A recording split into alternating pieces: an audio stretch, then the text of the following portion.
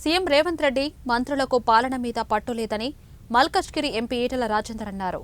కాంగ్రెస్ పాలనలో ప్రజలు తీవ్ర ఇబ్బందులు పడుతున్నారని గుర్తు చేశారు.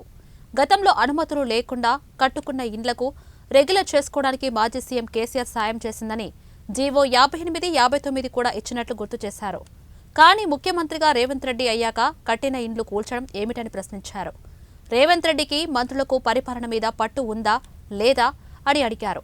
మంత్రులు అసలు పని చేస్తున్నారా లేదా, అధికారులు మంత్రులు చెప్పినట్టు విని ఇండ్లు కూలగొడుతున్నారా, సొంత నిర్ణయాలు తీసుకుంటున్నారా అని బీజేపీ ఎంపీ ఈటెల రాజేందర్ మండిపడ్డారు.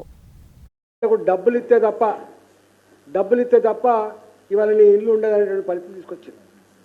అసలు రేవంత్ రెడ్డి గారికి పరిపాలన పట్టు ఉన్నట్టా లేనట్టా, మంత్రులు పని చేస్తున్నట్టా లేనట్టా, అసలు మంత్రుల ఆదేశాల మేరకు అధికారులు పనిచేస్తున్నారా, అధికారులే యథేచ్ఛగా బ్రోకర్ లేక మారిపోయి అధికారులే యథేచ్ఛగా డబ్బులకు ఆశపడి పేదల జీవితాలతో చెలగాట మారుతున్నారా, ఇవాళ అర్థం కాని పరిస్థితి.